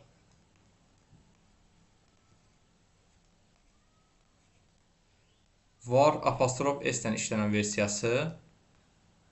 Bunlar isə yiyəlik haldır. Apostrof s olarsa burada sonda s olmaz. Bu isə yiyəlik haldır. Yəni həm cəm formasının, həm də özünün tək formasının A-dır. Digər A-dır digərləri mənasında yiyəlik halda işlənmişdir. Others plus isim olmaz. Bunu qeyd edək. Others plus isim olmaz. Plus isim olmaz. Amma othersan apostrof versiyasından sonra isim gələr. İsim gələr. Nümunə göstərək. Some of them are dancing. Bəziləri rəqs edir. Virgül. Others are sitting. Others are sitting at the table. Sitting at the table. Tərcümə isə onlardan bəziləri rəqs edir, digərləri stolda oturublar. Göründüyü kimi others burada özündən sonra cəm xəbəri gəlmişdir. Çünki others cəmdədir. The other ikisindən o biri əvəzliyi. Məsələn, deyə bilər the other.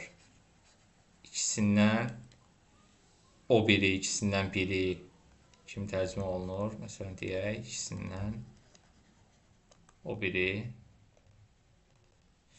Bu əvəzlik konkret məna daşıyan hər hansı ismin qarşısında işlənə bilər. Yəni, əvvəl cümlədə işlənmiş ikisindən birini göstərir. Məsələn, desək, they have two sons. Onların iki oğlu var. One of them is a doctor. The other is an engineer. The other one da deyə bilərik burada biz. Nümunə kimi də burada qeyd etsə, they have two sons.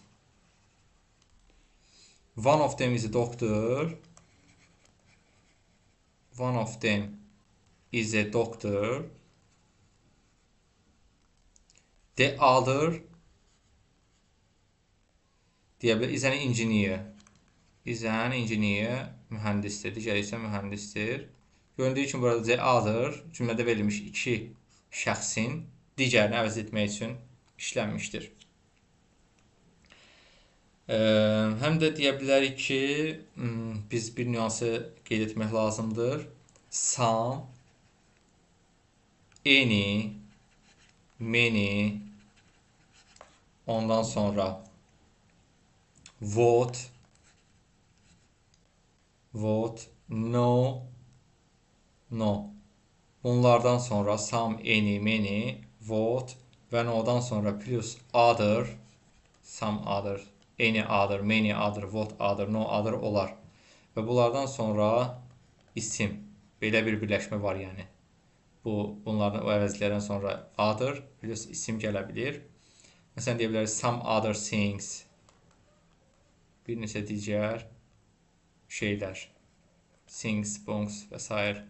Any other things, many other things, what other things, no other things kimi işlənə bilər. Məsələn, deyə bilərik, what other books have you read? Sual cümləsi kimi burada işlənə bilərik biz what-u. Özündən sonra gəlib deyək ki, other və sonra books işlənə bilər. Lövhəmizi təmizləyək.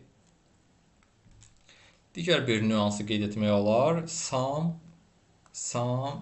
any və vote. Bu əvəzliklərdən sonra üstə gəlinsin. Other gələrsə, bunlardan sonra other gələrsə, özündən sonra cəm isim və ya sayılmayan isim gəlməlidir. Yəni, gələn isim cəm olmalıdır ya da ki, sayılmayan.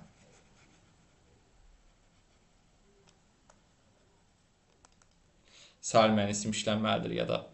No plus other'dan sonra isə bir qayda olaraq no plus other'dan sonra gələn isim bir qayda olaraq tək olmalıdır. Yəni, tək isim plus təkdə avtomatik xəbər işlənməlidir. İsim təksə xəbər tək. İsim tək, xəbər tək. Bir qayda olaraq no'dan sonra gələn, other'dan sonra gələn isim təkli olmalı. Amma some, any, what'dan sonra gələn, other'dan sonra gələn isim cəmdə olmalıdır və xəbər də avtomatik cəmdə işlənməlidir. Another əvəzliyi isə başqa bir əvəzliyi, yalnız sayılan təkisində işlənir. Mənası isə başqa biri, digəri, başqa biri kimi tərcümə olunur. Və another'dan sonra bir qayda olaraq həmişə nə olur? Sayılan tək isim işlənir. Bunu biz həm də məntiqi necə yadda saxlaya bilərik? An artiklı, other əvəzliyini an artiklı əlavə olunmuş versiyasıdır. Ona görə də həmişə nə olur? Sayılan, necə ki, an artiklı sayılan tək isimlə işlənir. Another əvəzliyi də özündən sonra həmişə sayılan tək isim plus tək xəbər tələb edir. Nümunə göstərək buna. I don't like deyək. I don't like I don't like this suit, çamadan. Mən bu çamadanı xoşlamıram. Show me another one desək. Show me another one. Mənə digər birini, başqa birini göstər. Burada one avtomatik olaraq suit sayıla bilən tək ismini əvəz etmişdir və another da özündən sonra one qəbul edərək cümlə daxilində suit ismini əvəz etmişdir. Digər birini göstər kimi tərcümə olunaraq burada çıxış etmişdir. Lövhəmizi təmizləyək, çünki yeni əvəzliyə keçirik. İndi biz danışacağıq indefinite pronouns, qeyri-müəyyən əvəzliklər. Indefinite pronouns, qeyri-müəyyən əvəzliklərdən danışacağıq. Qeyri-müəyyən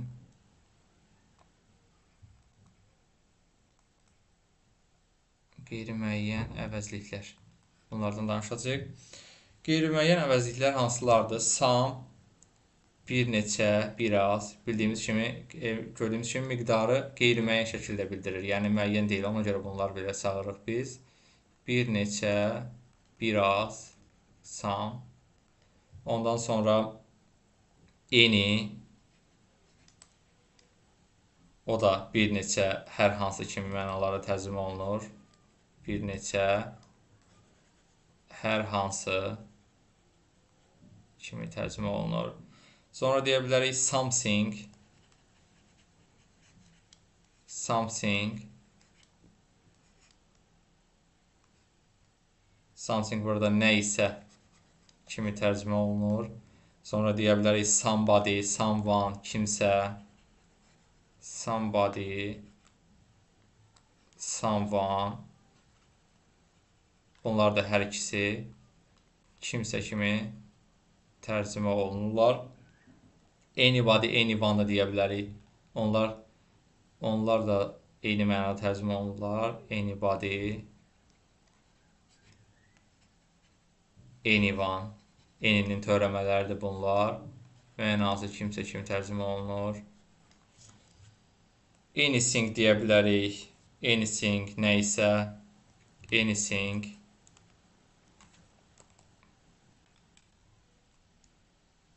Anything. Nə isə kimi tərcümə olunur. Başqa biz nəyi göstərə bilərik? Başqa many göstərdik. Many çoxlu, many, much. Bunlar da yəni çoxlu mənasında tərcümə olunur. Bunlar onsuz quantifier mövzusunda danışmışıq. Burada çox danışmayacağıq. Little, few, one. Bunlar da hamısı nədir? Qeyri-müəyyənlik əvəzliklərdir. Yəni say olaraq qeyri-müəyyəndir. Little, bunun qabağında e də gələ bilər. A little, few və yaxud deyə bilərik a few və one bir mənasında. Bunlar da nədir? Az mənasında istifadə olunur. Little az, few az, a little, a few isə biri qədər, bir neçə kimi tərcümə olunur. Yəni bunlar qeyri-müəyyən, əsas qeyri-müəyyən əvəzliklərdə, ən çox testlərdə düşən əvəzliklərdən biridir. Bunlar haqqında ətraflı qeyd edəcəyik. Lövhəmizi təmizləyək. Some, any və onun törəmələrindən danışaq. Some, any və onların törəmələri. Yəni somebody, someone, anybody, anyone, anything. Bunlar haqqında ümumi danışaq. Bu qeyri-müəyyən əvəzliklərə aiddir bunlar. Some qeyri-müəyyən əvəzliyi və onun törəmələri adətən təsdiq cümlələrdə işlədilir. Məsəl üçün, some people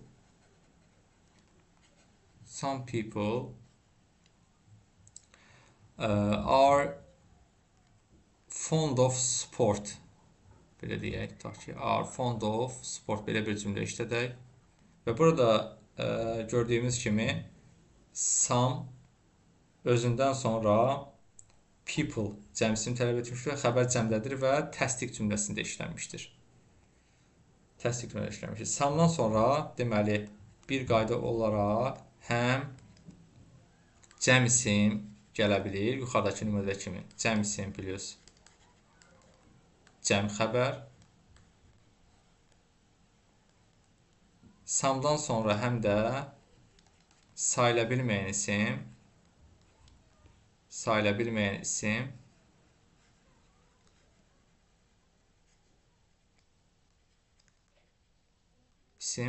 plus tək xəbər işlənir. Yəni, hər ikisi qəbul olunur. Yəni, tək xəbərə nümunə göstərə bilərik ki, some new information is given. Burada göründüyü kimi, some information sayıla bilməyən isimdir və özündən sonra gələn is xəbər təkdədir. Aha. Some əvəzliyi istisna hallarda sual və inkar cümlələri işlənə bilir. Buna aid nümunə göstərək. Yəni, bu halda sual cümləsində cavabı bəlli olan və ya təklif, xahiş bildirən sual cümlələri işlənilir. Məsələn, can I have some tea? Can I have some tea? Bu cümlədə gördüyün kimi sual cümləsində some işlənmişdir. Yəni, xahiş bildirən sual cümləsi. Və yaxud deyə bilər ki, would you like some coffee? Would you like some coffee? Özündən sonra sayıla bilməyən isim gəlmişdir hər ikisində və sual cümləsində işlənmişdir. Yəni, bəzi hallarda sual cümləsində və inkar cümləsində işlənə bilir. İnkar cümləsində işlənərsə, bəzi kimi tərcümə edilir və mübtədalın təyin rolunda inkarda işlənilir. Məsələn, deyə bilərik ki, some people don't like sleeping. Bəzi insanlar yatmağı sevmir. Gördüyünüz kimi burada inkar cümləsidir. Don't like və some burada people-ı əvəz edərək inkar cümlədə işlənmişdir. Mübtədanın təyini rolunda çıxış etmişdir. Yəni, some plus inkar olar. Bunu da qeyd edək. Bu da vacibdir. Some plus inkar olar. Some'dan sonra inkar gəlir. Lakin inkar plus some bu artıq olmaz. İnkar plus some olmaz. Aha. İndi isə enidən danışaq. Lütfən təmizləyək. Eni və onun törəmələri. Eni qeyri-müəyyən əvəzliyi inkar və sual cümlələri işlənir bir qayda olaraq. Məsələn, və enidən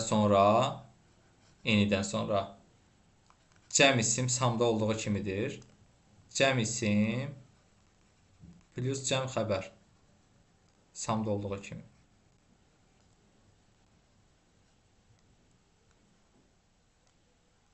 Sayıla bilməyən isim olarsa isə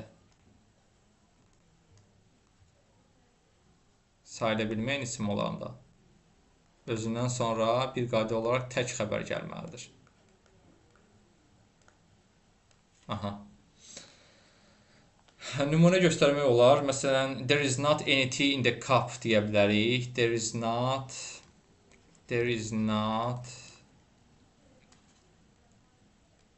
any tea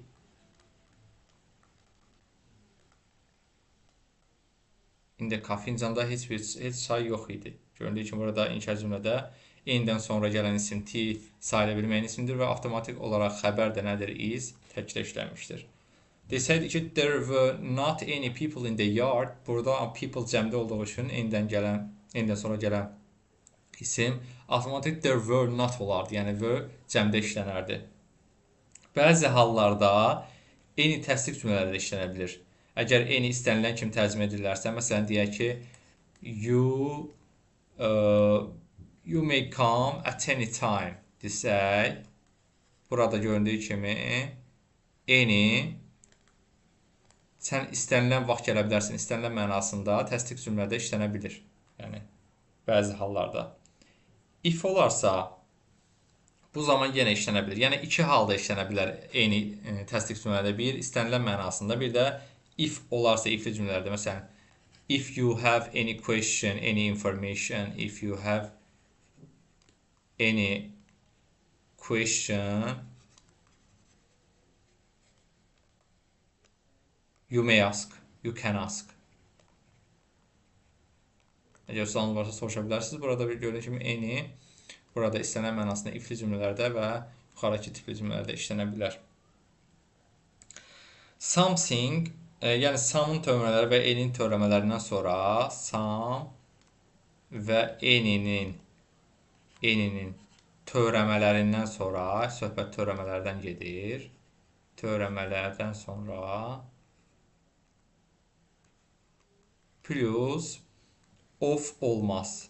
Özündən sonra of işləmir bir qayda olaraq. Özündən sonra vot işlənmir. Of işlənmir, vot işlənmir bir qayda olaraq. Yəni bunu yadda saxlamaq lazımdır. Çox vacibdir. Çaşdırıcı sual kimi testlərdə düşür. Sam və n-in törəmələrindən sonra tək xəbər işlədilir. Sam və n-in törəmələr ümumi yazıram. Sam və n-in törəmələri üstə gəlinsin. Tək xəbər işlənilir və həmçinin bundan başqa that işlənilir. Ondan sonra that əvəzliyi işlənilir. Onlardan sonra gəlir else də işlənə bilir. Sifət işlənir. Onlardan sonra sifət və məsdər. Bunlar işlənə bilir. Nümunə göstərək. There is not anything to talk. Say, there is not anything. There is not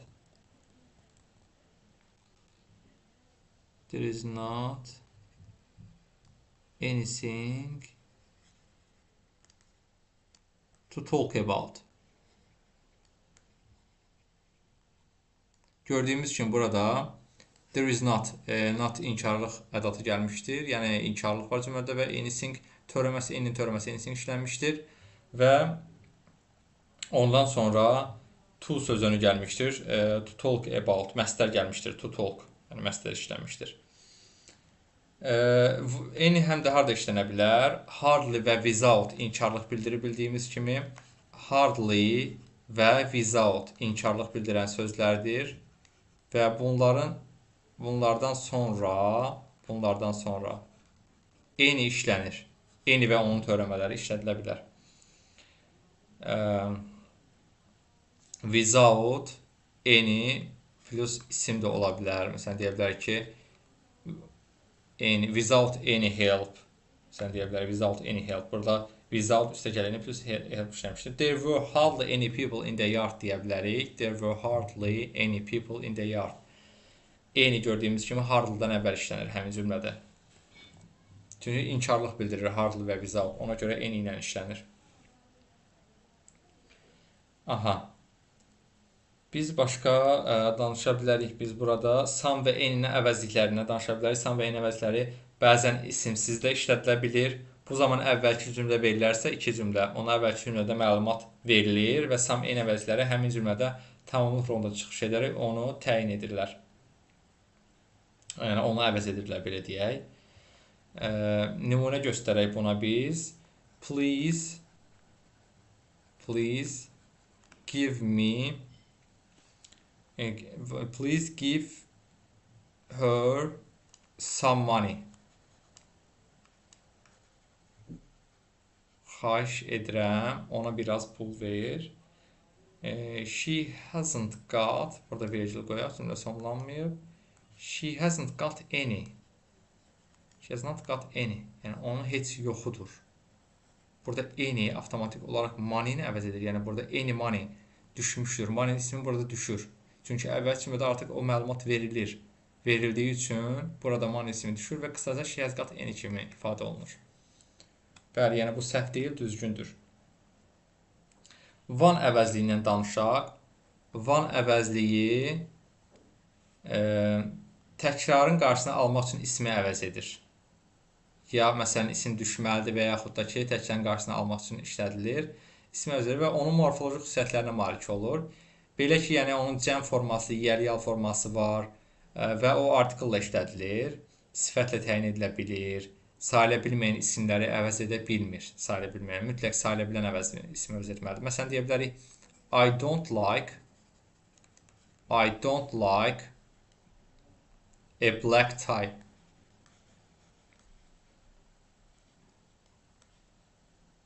A black tie. Virgül. Please give me a red one.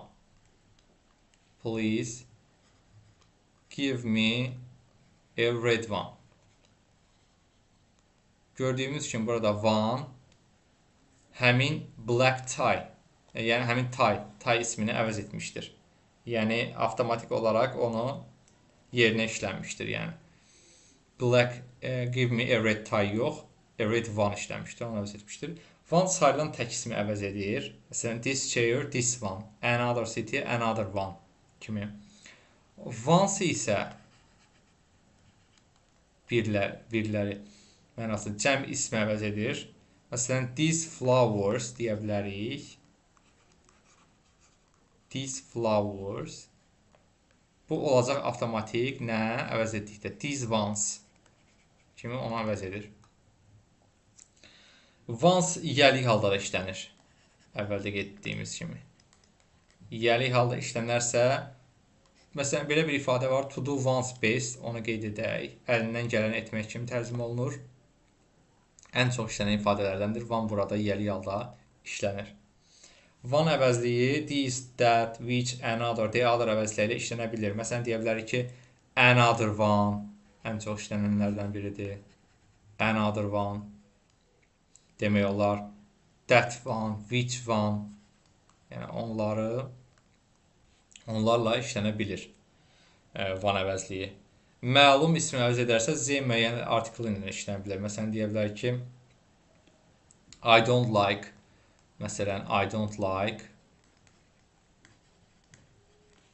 white flowers. Tutaq ki, deyə bilər ki, I like the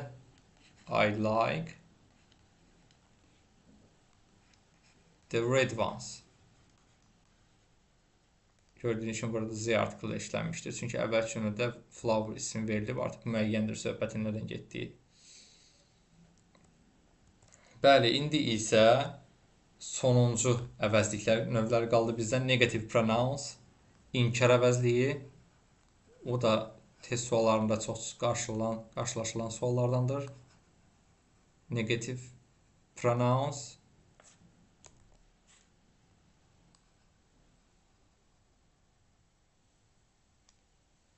İnkar əvəzlikləri.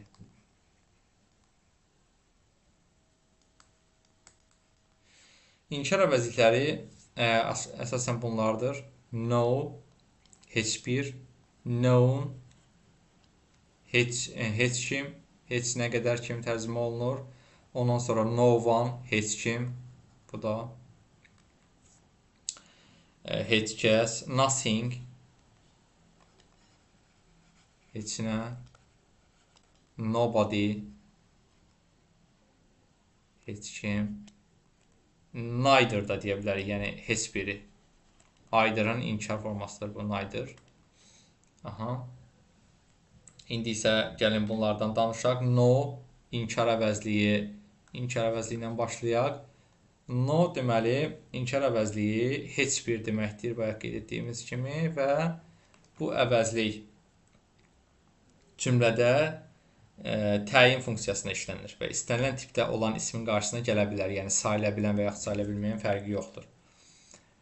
No information deyə bilərik. No book deyə bilərik. Information, no book. Yəni, istənilən tip sayıla bilən tək isim, sayıla bilməyən isim gələ bilər. No-dan sonra cəm isim gəlmir. İstənilən isim qarşısına gələ bilər, amma cəm isim gəlir, amma xəbər təkdə olur. Yəni, no people gələ bilər. Lakin ondan sonra gələn ismin cəm və ya tək olmasına asılı olmayaraq xəbər təkdə işlənir. No nə deməkdir? No bərabərdir not e. Yəni, no-dan sonra e artiklı gəlmir. Biz bunu heç yerdə görməyəcəyik. No plus e artiklı gələ bilməz. Amma no özü nə mənası verir? Not e artiklı işlənir, not e-yə bərabərdir. Və buna deyə bilərik, not any də deyə bilərik. Not any həm də işlənə bilər. Ondan fərqli olaraq. Not any, no özündən sonra, yəni not E-dən sonra bu mənanı verərsə no, sayıla bilən tək isim gəlir. Sayılan tək isim deyək də. Sayılan tək isim. Çünki E artiklı var burada. Amma not N-dən sonra isə sayılan cəm isim işlənməlidir və yaxud sayıla bilməyən isimlər. Yəni cəm isim və yaxud sayılmayan isim. Bir qayda olaraq. Aha, indi isə nümunə göstərək. Məsələn, deyə bilərik ki, I have no time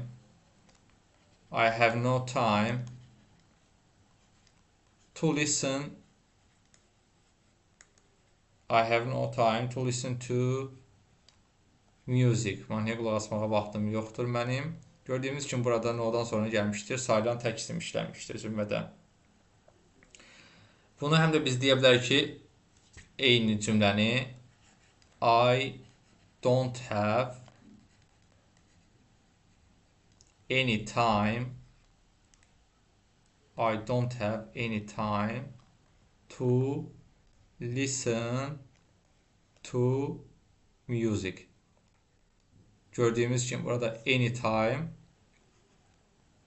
don't have ilə işlənmişdir. No time-də isə iki inkar olmaz axı bir cümlədə. Ona görə no time burada özü tək işlənmişdir. Yəni anytime, not anytime ilə xaric etdiyiniz kimi not any ilə no eyni mənanı verir cümlə daxilində.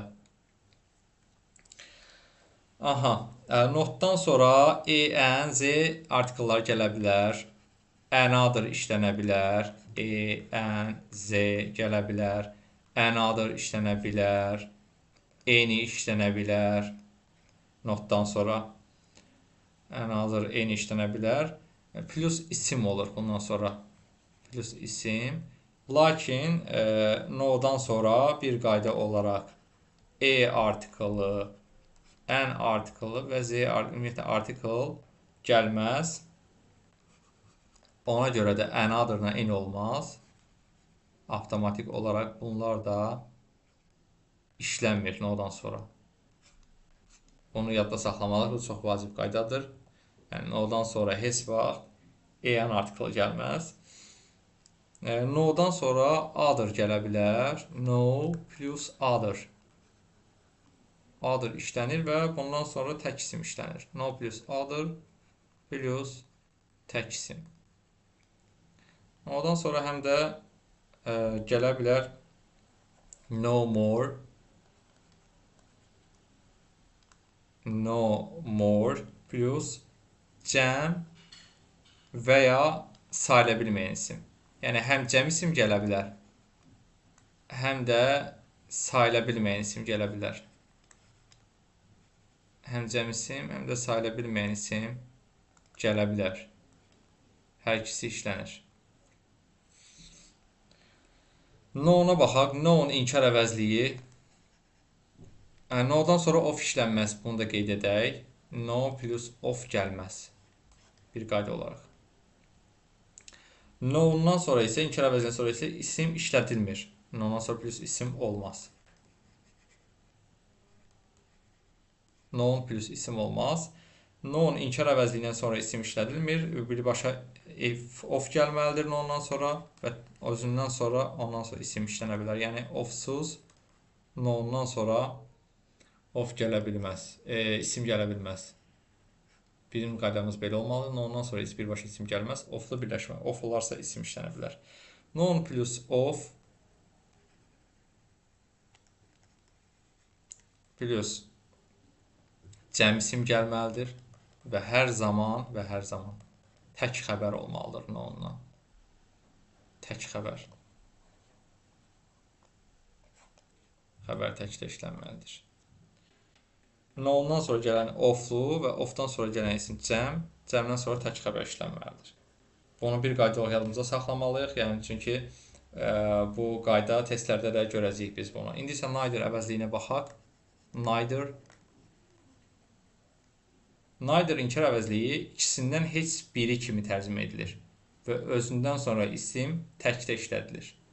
Yəni neither girl, heç bir qız, Neither book deyə bilərik.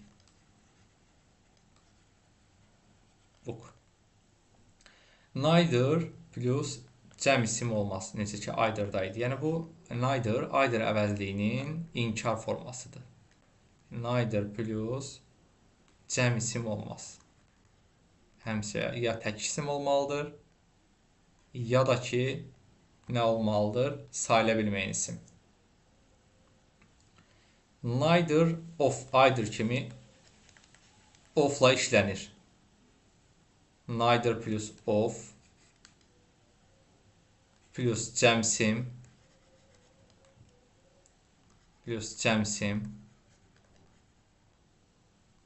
plus xəbər təkdə.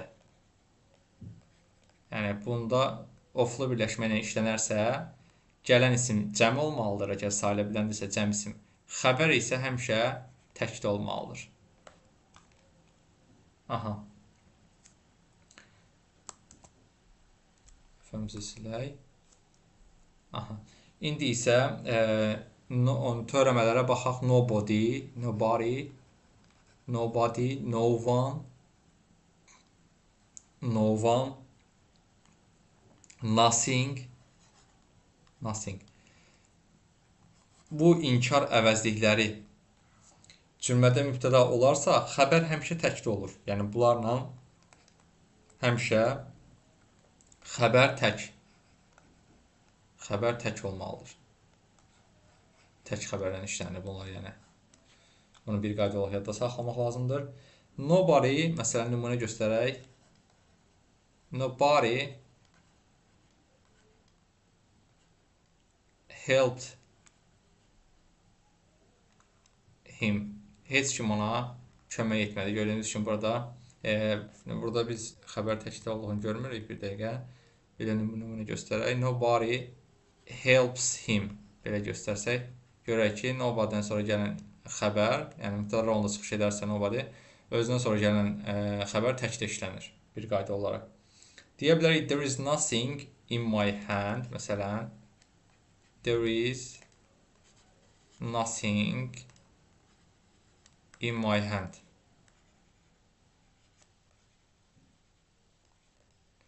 Burada nothing cümlədə mübtəda rolunda çıxış etdiyi üçün avtomatik olaraq cümlənin xəbəri təkdədir.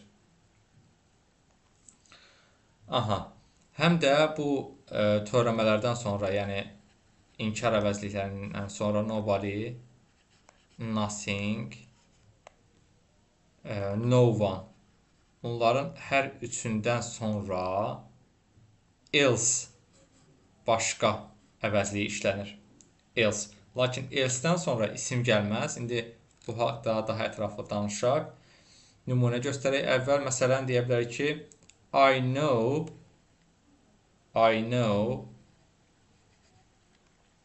nothing else. Mən başqa heç nə bilmirəm kimi tərcümə olunur. Daha heç nə bilmirəm. Göründüyü kimi else-dən sonra isim gəlməmişdir. Özündən əvvəl nothing inkarlıq bildirən inkar əvəzliyi gəlmişdir. Nothing else. Aha. Və what plus else işlənir. What plus else. Lakin bundan sonra isim olmaz heç vaxt. What plus else plus isim olmaz. Amma what plus else işlənir. What plus other-la isə what plus other plus isim olar. Aha. Məsələn, deyə bilərik ki, what else do you know? What else do you know? Gördüyümüz kimi burada else-dən sonra isim gəlməmişdir və özündən əvvəl what işlənmişdir. Başqa bir nümunə deyə bilərik ki, what other language do you know? What other language do you know? Və burada gördüyümüz kimi nədir? What-dan sonra other plus isim gəlmişdir. Yəni, bu cümlədə isə işlənə bilər. Lövhəmizi təmizləyək. Aha. Know every another deyə bilərik. Another. Ondan sonra və bütün törəmələr, some və any, no-nun bütün nə qədər törəmələr varsa,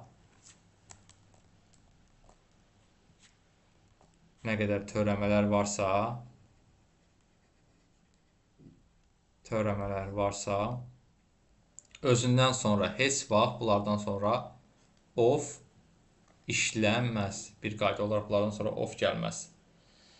Bunu yadda saxlamaq lazımdır. Çünki oflu birləşmələr testlərdə çox düşür və bunu biz bir qayda olaraq yadımıza saxlamalıyıq. İndi isə onlardan sonra gələn ismə fikir verək. Bildiyimiz kimi many, a few fərqi yoxdur. A few, both